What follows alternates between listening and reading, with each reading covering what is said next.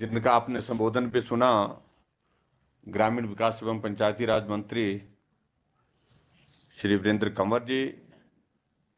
हमारे बीच में यहाँ पर chief secretary, director rural development and Panchayati Raj, secretary rural development and Panchayati Raj और विभिन्न स्थानों से हमारे साथ में पंचायत के सभी प्रतिनिधि, चाहे जिला परिषद के चेयरपर्सन, जिला परिषद के मेंबर, पंचायत के प्रधान, सभी लोग जो जुड़े हैं, मैं आप सबका बहुत बहुत धन्यवाद करता हूं। बहुत शॉर्ट नोटिस में आज हमने ये वीडियो कॉन्फ्रेंस जो है वो तय की थी और इस वीडियो कॉन्फ्रेंस में अच्छी संख्या में आप सब लोग जुड़े और बहुत अच्छा लगा आप लोगों के बीच में जुड़ करके जो संवाद हुआ, जो चर्चा हुई हमारी, बहुत अच्छे सुझाव भी आप लोगों ने दिए। सुझाव के साथ साथ में आप अपने अपने क्षेत्र में कैसे काम कर रहे हैं, ये भी आप लोगों ने जानकारी दी। अभी कुछ दिन पहले हम एक बार पहले भी वीडियो कॉन्फ्रेंस के माध्यम से जुड़ करके बातचीत कर चुके हैं और आज वीडियो कॉन्फ्रेंस में आप लोगों को जोड़ करके बात कहने का अभिप्राय सबसे ज्यादा यही है कि अभी ये संकट बहुत गंभीर दौर में से गुजर रहा है और जिस बात की आप लोगों को जानकारी भी है। और जब पिछली बार वीडियो कॉन्फ्रेंस हुई थी उस वक्त हमारी हिमाचल प्रदेश में इस प्रकार की जो रिस्ट्रिक्शंस नहीं थी, कर्फ्यू नहीं था, छोटी मोटी कुछ रिस्ट्रिक्शन थी शादियों की, गैदरिंग्स की, सोशल गैदरिंग्स की। इसके अलावा कोविड के प्रोटोकॉल से संबंधित कुछ बातों का हमने जिक्र किया था, लेकिन उसके बाद हालात में सुधार नहीं होने की वजह से हम सब लोगों ने यह तय किया कि अब हमको सख्ती कुछ विषयों पर बरतनी चाहिए और सख्ती के साथ हमको काम करना होगा और जो हालात बने उस हालात के मुताबिक हमको हिमाचल प्रदेश में कर्फ्यू लागू करना पड़ा और कर्फ्यू लागू करने के साथ साथ में हमको पब्लिक ट्रांसपोर्ट, प्राइवेट ट्रांसपोर्ट वो भी बंद करनी पड़ी, सरकारी कार्यालय भी बंद करने पड़े। वो सारी डिटेल्स आपके पास है, सारी जानकारी आपके पास है कि हिमाचल प्रदेश में कोरोना कर्फ्यू के दौरान हमने जो रिस्ट्रिक्शंस लागू की हैं उन सारी बातों की जानकारी प्रमुख रूप से, क्योंकि आप प्रतिनिधि हैं चुने हुए, इसलिए आपके बीच में वो सारी भेजी गई हैं, आप सबको उसकी जानकारी होगी। हमारी सरकार कोशिश कर रही है कि इस संक्रमण को रोकने का हम जो प्रयत्न कर रहे हैं उसमें हम सफल हों, उस दृष्टि से भी हम काम कर रहे हैं और इसके अतिरिक्त हम संक्रमण को रोकने के साथ साथ में जो लोग संक्रमित हो गए हैं उनके जीवन को बचाने के लिए उनको स्वास्थ्य की बेहतर सुविधाएं उपलब्ध करके वो उनका ट्रीटमेंट ठीक प्रकार से हो ताकि उनके जीवन को हम बचा सकें, उसके लिए हम प्रयत्न कर रहे हैं, प्रयास कर रहे हैं। ये बात सत्य है कि इस बार का संक्रमण बहुत तेजी से फैला, जैसे मैंने पिछली बार की वीडियो कॉन्फ्रेंस में भी आप सबके बीच में बात कही थी कि अब की बार का ये वायरस संक्रमण में बहुत तेजी से फैलने वाला है और ये फैला भी शहरों तक ही। अब संक्रमण जो है सीमित नहीं रह गया, संक्रमण गांव के सुदूर इलाके में भी पहुंच गया और उसके बाद ये भी हमने देखा कि इस बार के संक्रमण में मृत्यु दर में भी काफी बढ़ोतरी इसमें हुई है। अभी तक हिमाचल प्रदेश में जब से कोविड का ये दौर आया है लगभग 1990 के लगभग दुखद मृत्यु हो गई है और हम इस बात को भी देख रहे थे कि फरवरी के महीने में हिमाचल प्रदेश में अभी तक हमारा मृत्यु का आंकड़ा लगभग सिर्फ 950 था। अब ये आंकड़ा बढ़ करके 1990 के करीब पहुंच गया है और एक्टिव केस हमारे हिमाचल प्रदेश में आज की तारीख में 36,000 का आंकड़ा छू गया है, 36,000। हॉस्पिटल में हमारे पास जो भी सुविधाएं उपलब्ध, जो भी हमने बेड कैपेसिटी जो प्लान की हुई थी उसको और बढ़ाना पड़ा है। अब हॉस्पिटल के अतिरिक्त हमको और व्यवस्थाएं बाहर भी जोड़नी पड़ रही है। प्राइवेट सेक्टर में जो हॉस्पिटल हैं उन हॉस्पिटल को भी लेकर के वहां पर भी मरीजों का इलाज किया जा रहा है। इसलिए आप इस बात की गंभीरता को समझ सकते हैं कि पिछले कुछ दिनों में ही हिमाचल प्रदेश में और पूरे देश भर में जो कोविड का संकट बढ़ता जा रहा है, गहराता जा रहा है, उसके कारण हिमाचल प्रदेश में भी बहुत बड़ी परेशानियों के दौर में से जो है वो हम सब लोग गुजर रहे हैं। लेकिन फिर भी उसके बावजूद हमें डरने की आवश्यकता नहीं है। जितना भी संभव सरकार की ओर से हो पा रहा है, हम मजबूती के साथ इस वायरस का सामना कर रहे हैं। इसके इलाज के लिए जो भी हर संभव प्रयास किए जा सकते हैं, प्रदेश सरकार के माध्यम से वो हम प्रयत्न कर रहे हैं और उस दिशा में आगे बढ़ रहे हैं। मुझे इस बात की भी प्रसन्नता है कि केंद्र सरकार से भी हमको हर संभव सहयोग उसमें मिल रहा है। आदरणीय प्रधानमंत्री जी समय समय पर हिमाचल प्रदेश के लोगों का हालचाल हमारे माध्यम से बातचीत करके जो है वो पूछते रहते हैं। केंद्र की ओर से जो हर संभव सहयोग जो प्रदेश को मिल सकता था, चाहे वो जितनी भी सप्लाई है, सारी चीजें, और चाहे वो ऑक्सीजन की उपलब्धता की बात है, क्योंकि आज की तारीख में ऑक्सीजन बहुत महत्वपूर्ण हो गया इस कोविड के संकट में जीवन को बचाने के लिए। तो उस दृष्टि से भी हमको पूरा सरकार की ओर से मदद मिल रही है। आज की इस वीडियो कॉन्फ्रेंस के माध्यम से एक तो मैं यही जो बदले हुए जो परिस्थितियां हैं कोविड की, उसके बारे में जो चर्चा करनी थी वो चर्चा हमने थोड़ी की आपके साथ, और उसके साथ में जो बढ़ता हुआ दायित्व तो हमारा समाज का, समाज के चुने हुए प्रतिनिधियों का, उस संदर्भ में मुझे आप सबसे कुछ बात करनी है। और उसमें प्रमुख रूप से मेरा यही आपसे निवेदन है,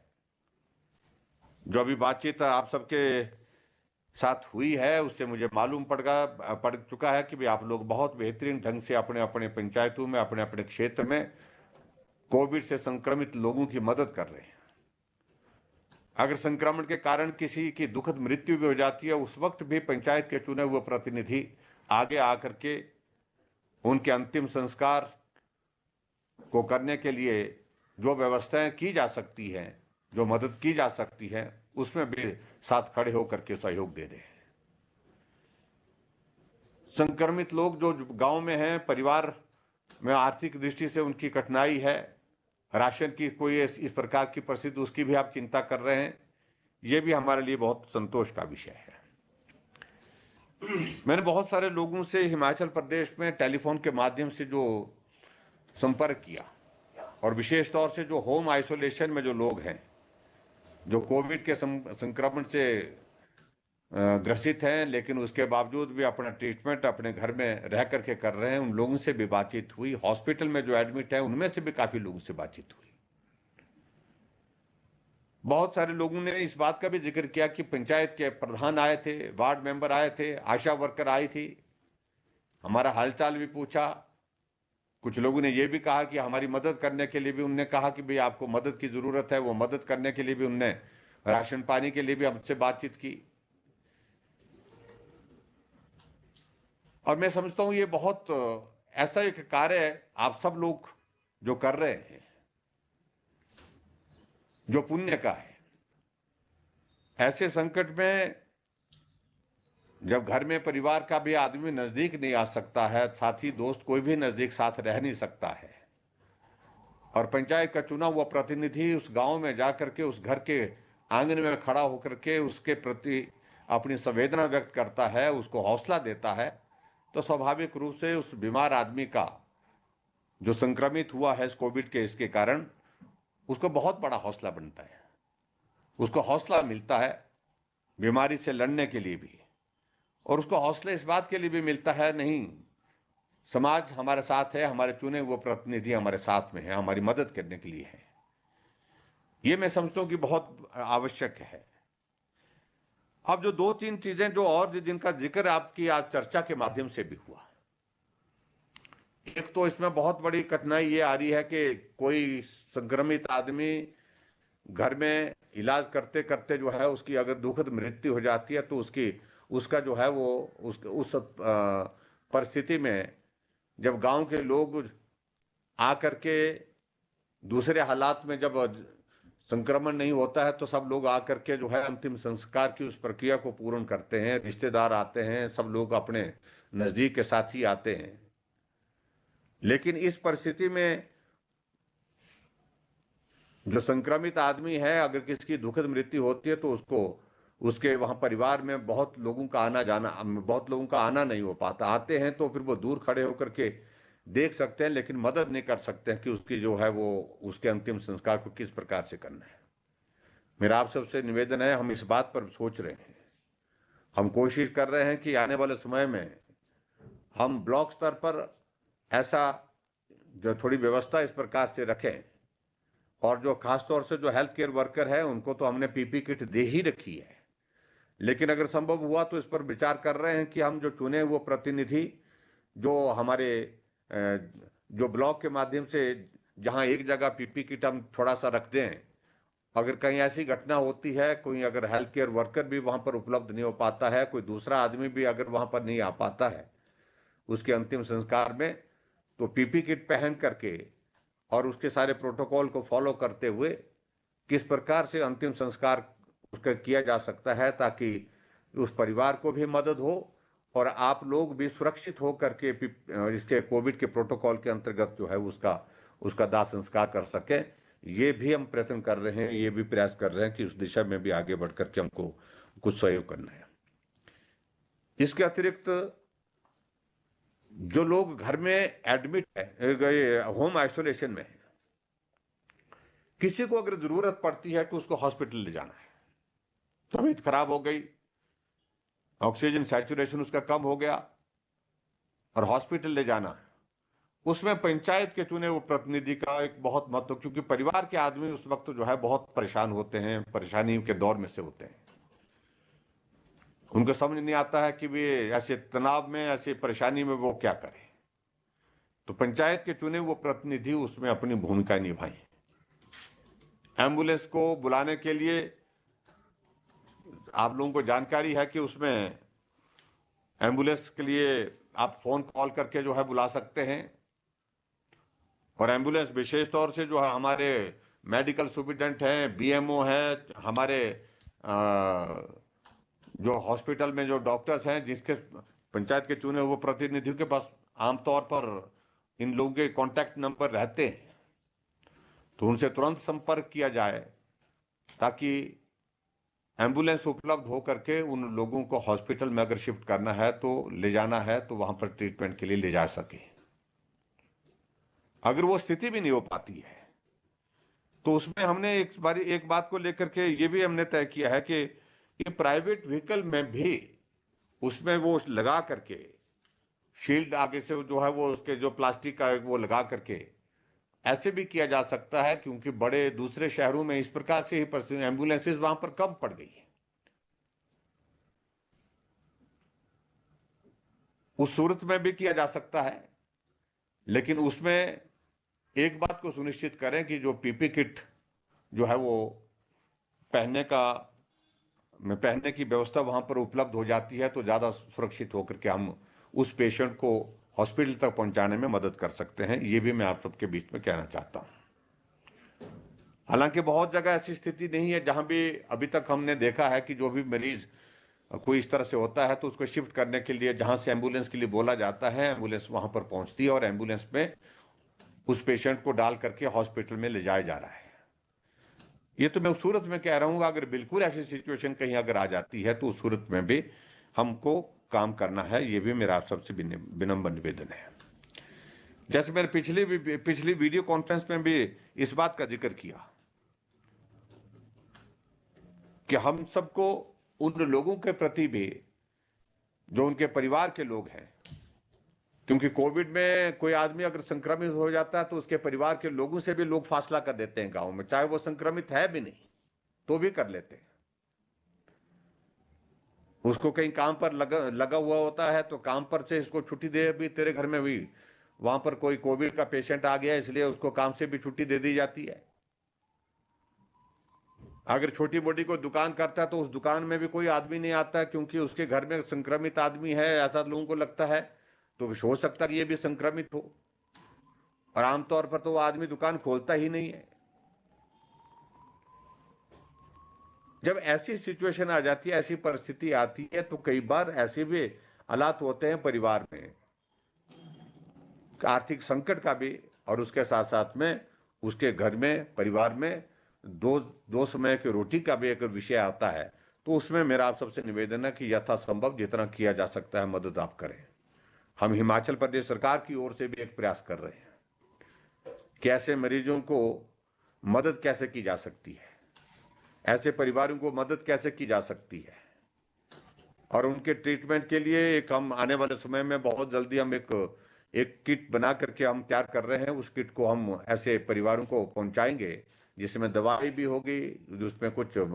मास्क भी होंगे, उसमें सैनिटाइजर भी होगा, उसमें कुछ और चीजें भी होंगी, च्यवनप्राश भी होगा। ऐसी चीजों को लेकर के हमने सोचा है। उसकी प्रक्रिया जो है वो चली हुई है, लेकिन उन्हीं परिवारों को, जिन परिवारों को इस प्रकार से परिवार के सदस्यों को इस प्रकार का कोविड का संक्रमण हुआ है, ये मुझे आप सबके बीच में जरूर कहना है कि लोगों की इन्वॉल्वमेंट ऐसी चीजों में करने के लिए आप लोगों को आगे आकर के काम करना पड़ेगा। अब जहां एक पिछली बैठक में भी मैंने अपनी बात कही थी, जो पिछली बार वीडियो कॉन्फ्रेंस हुई थी उसमें भी बात कही थी, और मैंने उस वक्त आशंका जाहिर की थी कि अगर कोविड का ये संकट हम देख रहे हैं जिस प्रकार से बढ़ रहा है, हालात ऐसे बनेंगे कि पूरे देश भर में हिमाचल के लोग जहां जहां भी ऐसे बड़े शहरों में हैं, वो हिमाचल अपने गांव की तरफ, अपने घर की तरफ आएंगे, और बहुत बड़ी संख्या में आए हैं वो। और जो लोग आए हैं उन लोगों के लिए अब हमने रजिस्ट्रेशन का एक प्रोसेस शुरू किया है। वो रजिस्ट्रेशन का प्रोसेस के माध्यम से पहुंचेंगे। हमने एडवाइजरी जारी की है कि वो टेस्ट करके आए। अगर टेस्ट नहीं भी किया होगा, उस सूरत में भी हमने एक चीज को तय किया है कि अगर टेस्ट नहीं भी किया होगा, अगर वो आना चाहते हैं वो आए, लेकिन घर में सीधे अपने परिवार के लोगों के बीच में ना जाएं, वहां होम आइसोलेशन में, होम क्वारंटाइन हो जाए, कमरे में अलग से उनकी जो है वो रहने की व्यवस्था हो, वहीं कुछ दिन रुके। अगर संक्रमण नहीं होगा तो उसके बाद 7-8 दिन के बाद मालूम पड़ जाएगा। उसके लिए उसके बाद वो जिस तरह से सब लोगों को पहले मिलते हैं उस तरह से मिल सकते हैं। लेकिन ये इस बात को एनफोर्स करना ये सबसे महत्वपूर्ण है, क्योंकि हिमाचल प्रदेश में अभी तक जो हमने देखा कि बाहर से जो लोग आए हैं उनके साथ बहुत बड़े स्तर पर संक्रमण आया। बहुत बड़ा नंबर वही है, बाहर से आए और वहां पर गांव में वो गए, गांव में घूमे, गांव में बैठे, और बैठ करके जो है लोगों के कांटेक्ट में आए। लोगों के कांटेक्ट में आने के बाद पूरे गांव के 10 आदमी, 15 आदमी, 20 आदमी जो है वो संक्रमित हो गए। ये जिम्मेवारी पंचायत के चुने हुए प्रतिनिधियों की है।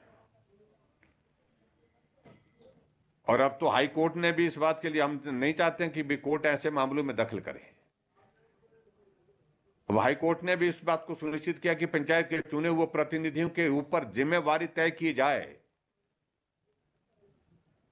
और हम तो इस बात को उससे पहले ही कह चुके हैं।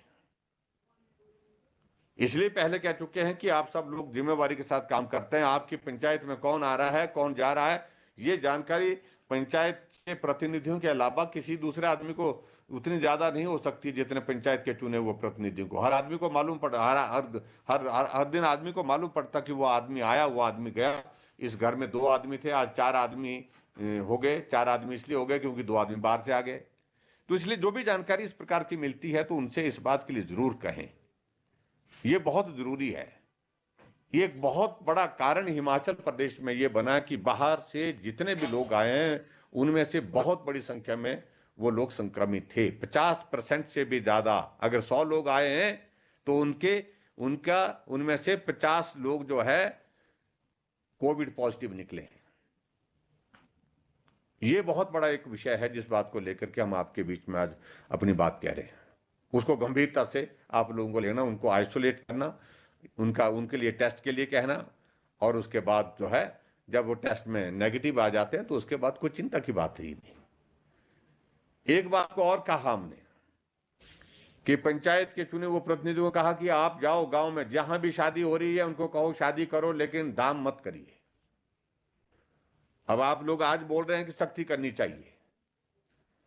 ये अच्छी बात है। सख्ती का एक दौर अब ऐसी स्थिति में आ गया जब और कोई रास्ता नहीं रहा हमारे पास। हम आज से 4 महीने पहले से बोल रहे हैं कि लोगों को बार बार बोल रहे हैं कि भाई शादियां मत करिए, शादियां करिए लेकिन धाम मत करिए। लेकिन सुना लोगों ने, लेकिन माना बहुत कम लोगों ने। चोरी छुपे करते रहे।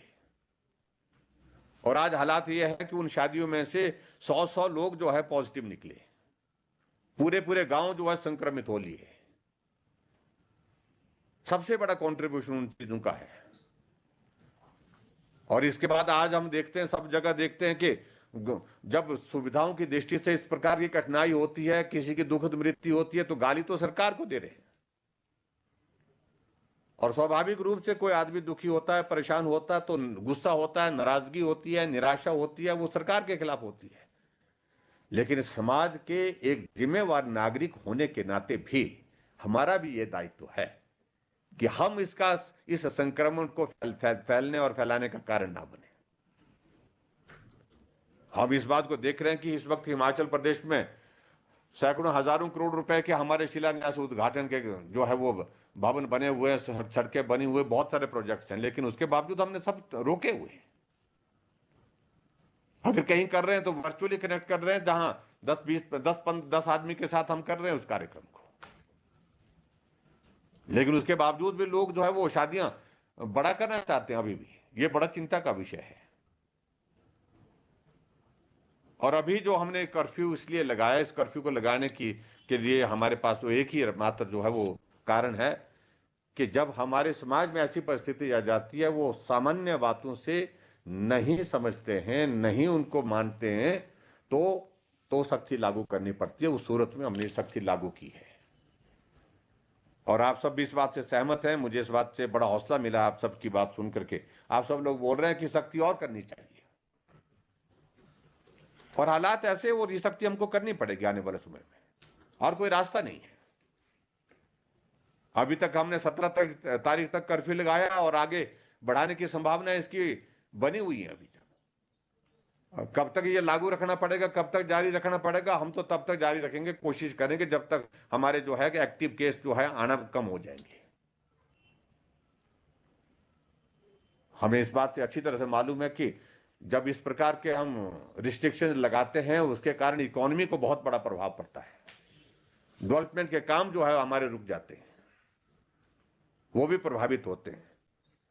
लेकिन और इसके सिवाय कोई हमारे पास कोई रास्ता नहीं है। ऐसी सूरत में जो भी चीजें हमने तय की हैं, उसमें आप सबका सहयोग है, ये हमारे लिए बहुत अच्छी बात है। उसके लिए मैं आप सबका बहुत बहुत धन्यवाद करता हूं। अब मेरा आप सबसे विनम्र निवेदन है कि आप सबने बहुत बेहतर ढंग से अपनी जो बात कही है, उससे मालूम पड़ता है कि आप अपने आप जो सक्रिय होकर के काम कर रहे हैं। लेकिन इस सक्रियता को आप कायम रखिए, बनाए रखिए। और जितने भी इस तरह हमारे कोविड के केसेस अगर गांव में आ रहे हैं, उनका ख्याल भी रखिए। और ख्याल के साथ साथ में इस संक्रमण को रोकने के लिए जो महत्वपूर्ण चीज है कि कर्फ्यू लगा है, कर्फ्यू के बावजूद भी हम जो है अनावश्यक रूप से न किसी को आने दें न जाने दें। भीड़ के साथ साथ में सार्वजनिक स्थान पर इस प्रकार से हमारा आना जाना बने रहना, वो एक बहुत बड़ा संक्रमण का कारण बनता है। इसलिए मेरा आप सबसे इस बात के लिए निवेदन है कि आप पंचायत के चुने वो प्रतिनिधि अपनी पंचायत में तय करो। जब सख्ती है, तो कर्फ्यू लगा है, तो उस कर्फ्यू के नियम का पालन करते हुए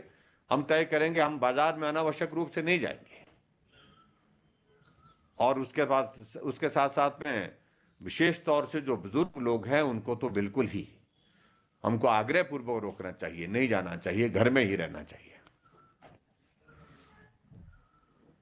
वैक्सीन का अभियान हमारा 45 साल से ऊपर का बेहतर ढंग से चल रहा है। और मैं आप सबका धन्यवाद भी करना चाहूंगा कि आप सब लोगों ने बहुत सक्रिय होकर के उसमें जो है अपनी भूमिका निभाई है। गरीब लोगों को जब आजकल बसों का हमने बंद किया है कर्फ्यू के कारण, आने जाने में कठिनाई हो रही होगी वैक्सीनेशन के लिए, जितनी मदद आप सब कर सकते हैं उसमें, किसी गरीब आदमी को घर छोड़ना, घर से लेकर के जाना, वैक्सीन करवाना, बीमार आदमी को ले जाना, और ले जा करके उसको वैक्सीन करवाना, फिर छोड़ना, ये सारे काम आप सबको करने चाहिए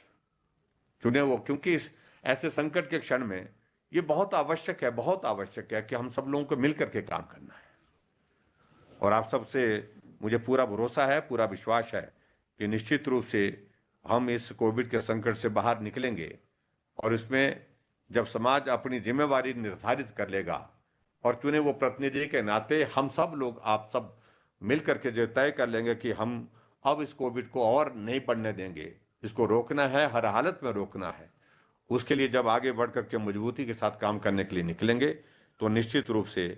कोविड हारेगा और हम जीतेंगे, ऐसा मुझे पूरा भरोसा है। और आप सबसे मेरा यही निवेदन है कि एक बार फिर से होम आइसोलेशन में जो लोग हैं, उनके जो वहाँ पर उपचार घर में चल रहा है, उसमें जितनी मदद कर सकते हैं उतनी मदद आप करें, जिस रूप में मदद कर सकते हैं उस रूप में मदद करें। किसी परिवार में कोविड के एक्टिव केस की कहीं दुखद मृत्यु होती है, उसमें भी प्रशासन को जानकारी दे करके प्रशासन से जो सहयोग लेना है उस सहयोग को भी लें। और उसके साथ साथ में अगर आवश्यकता पड़ती है तो प्रोटोकॉल को, कोविड प्रोटोकॉल को फॉलो करते हुए आप सब भी उसमें अपनी भूमिका निभाने के लिए आगे बढ़ें। उसके साथ में जो वैक्सीन का अभियान है, उस वैक्सीन के अभियान में आप सब लोग सक्रिय होकर के अपना सहयोग दे ही रहे हैं और उसमें और सक्रियता के साथ आप सहयोग दें, इस बात के लिए भी मेरा आप सबसे निवेदन है।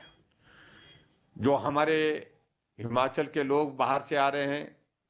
या हिमाचल के लोग हमारे रिश्तेदार हैं,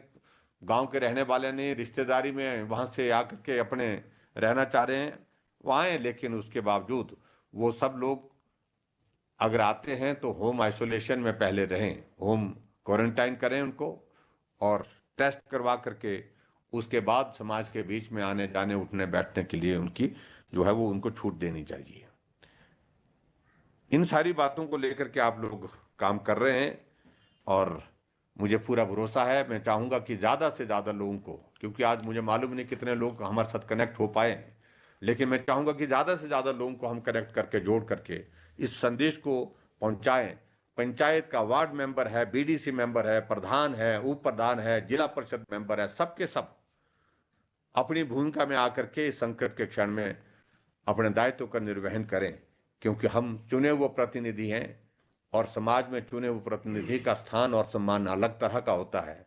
ऐसे में हम आगे बढ़ करके काम करें, हम सब लोग प्रेरणा का स्रोत उन लोगों के लिए बने और ऐसे में लोगों को हौसला भी होगा और हौसला के साथ साथ में आप सबकी जब मदद मिलेगी उस मदद से भी वो जो है प्रभावित होंगे, लाभान्वित होंगे, ऐसा मुझे पूरा भरोसा है, पूरा विश्वास है। आप स्वस्थ रहें, अपना ख्याल रखें, अपने परिवार का भी ख्याल रखें, लेकिन सामाजिक दायित्व का निर्वहन करने के लिए एक चुने हुए प्रतिनिधि के नाते हमारी जो भूमिका है उस भूमिका को सक्रियता के साथ हम पूरा करें, ऐसा मेरा आप सबसे निवेदन है, ऐसा मेरा आप सबके बीच में आग्रह है। इतनी बात कहते हुए आज की इस वीडियो कॉन्फ्रेंस में आप सब लोग जुड़े, आप सबका मैं बहुत बहुत धन्यवाद करता हूं और जिम्मेवारी के साथ आप लोगों ने अभी तक भी काम किया है और ज्यादा जिम्मेवारी के साथ आप लोगों ने काम करना है आने वाले समय में। इसके लिए मेरा आप सबको बहुत सारी शुभकामनाएं, बहुत बहुत धन्यवाद। नमस्कार, जय हिंद। बहुत धन्यवाद सर।